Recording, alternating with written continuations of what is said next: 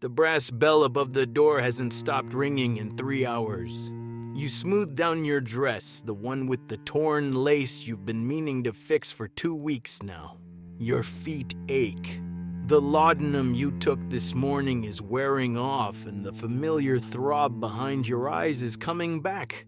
A man in a top hat stumbles through the entrance. He reeks of gin and cigar smoke. You smile, not because you want to, but because that's what keeps the lights on. Welcome to London, 1885. You're not a criminal. You're not a victim. You're a working woman in the oldest profession, and this city chews up girls like you and spits them out before they turn 30. But you're still here, still standing, still surviving. Your room is on the 3rd floor of a narrow building that leans slightly to the left. The wallpaper is peeling. There's a crack in the window that whistles when the wind blows. You share a wash basin with 4 other girls. The landlady, Mrs. Crowther, charges you 2 shillings a week. That's half of what you make on a good night. On a bad night, you don't eat. The streets outside are a maze of fog and gaslight. Covent Garden at midnight looks like a painting, all shadows and amber glow. Flower sellers pack up their stalls, merchants shutter their windows, and women like you emerge from doorways, positioning yourselves under the lamps where the gentlemen can see you. You weren't always here. 3 years ago, you worked in a factory. 12-hour shifts, 6 days a week, for barely enough to afford a bed in a boarding house. Your fingers bled from the machines. The air was thick with cotton dust that made you cough until you tasted copper. One day, your supervisor cornered you in the supply room. He said you could make this easier on yourself. You told him no. He fired you the next morning. No references, no prospects, just you and the streets. And a choice that wasn't really a choice at all.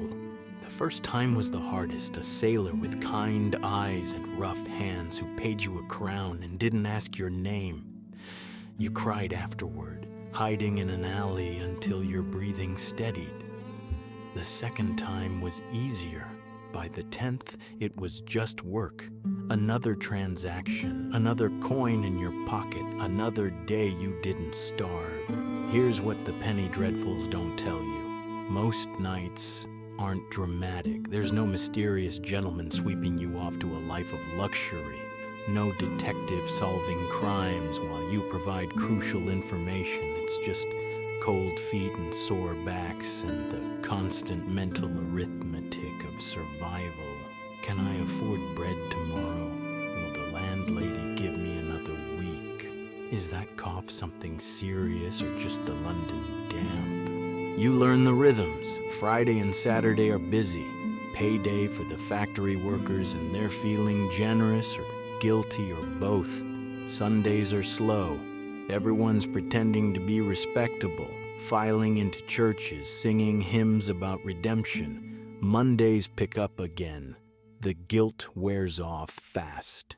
You develop systems. Never go with a man who won't meet your eyes. Always get the money first. Keep a hat pin in your sleeve. The police don't care about girls like you. If something happens, you're on your own, so you watch out for each other. Mary works the corner by the theater. If you don't see her by midnight, you go looking. She does the same for you. The hierarchy is invisible but absolute. The high-class courtesans live in nice apartments in St. John's Wood. They have wealthy protectors, silk dresses, opera boxes. They'd never acknowledge someone like you on the street. Then there are the brothel girls, working in houses with madams who take half their earnings but provide security and a warm bed. You're below that, street level, independent, which sounds better than it is because independence means no protection, no guarantees, no safety net when things go wrong. And things go wrong constantly. Last month, a man refused to pay. He laughed when you asked, shoved you into the wall, and walked away. Your shoulder still hurts when it rains. 2 weeks ago, Mary got arrested. The magistrate gave her 14 days hard labor for solicitation.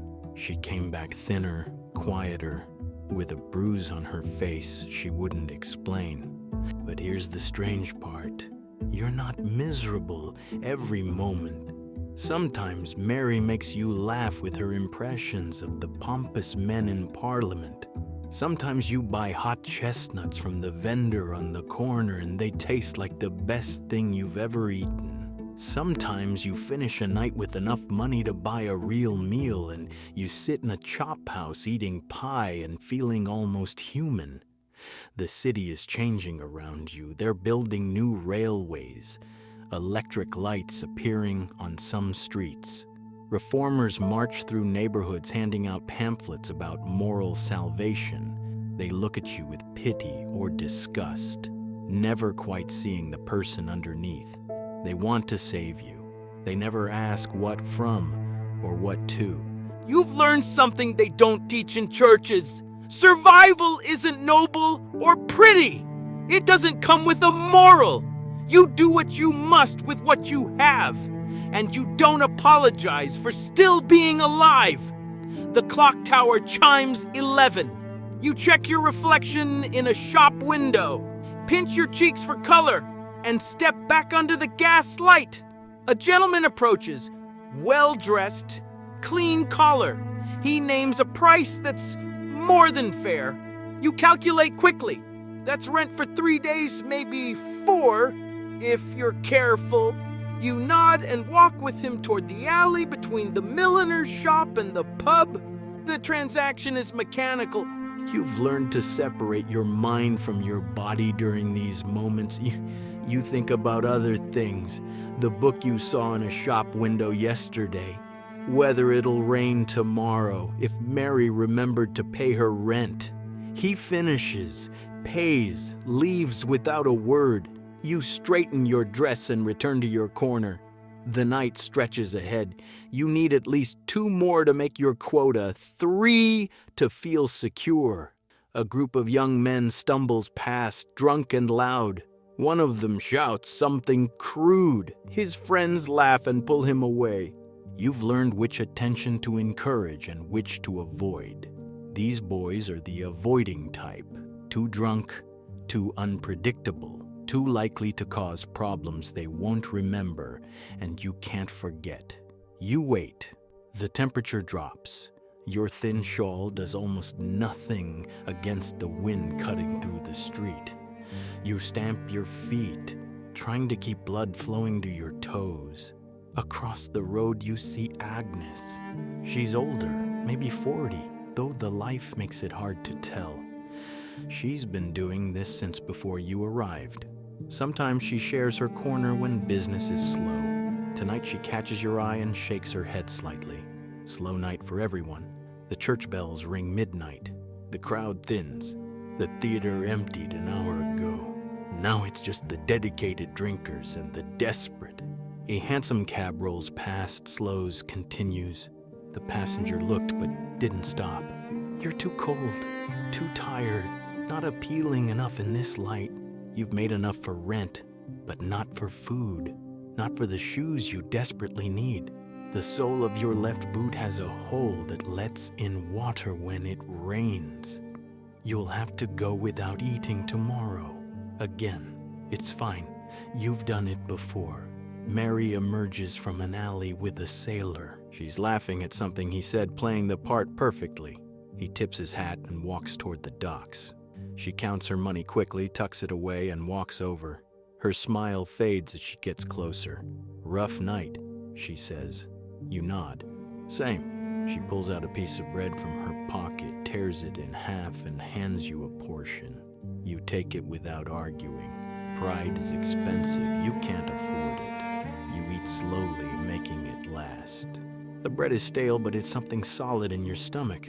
Mary leans against the wall beside you. You ever think about leaving? She asks. Leaving where? London. All of it. Going somewhere else. You consider this. Where would you go? What would you do? The city is brutal, but at least you know its patterns. At least you have your corner, your systems, your small network of girls who watch out for each other. Starting over somewhere else means being completely alone. And besides, every city has streets like this.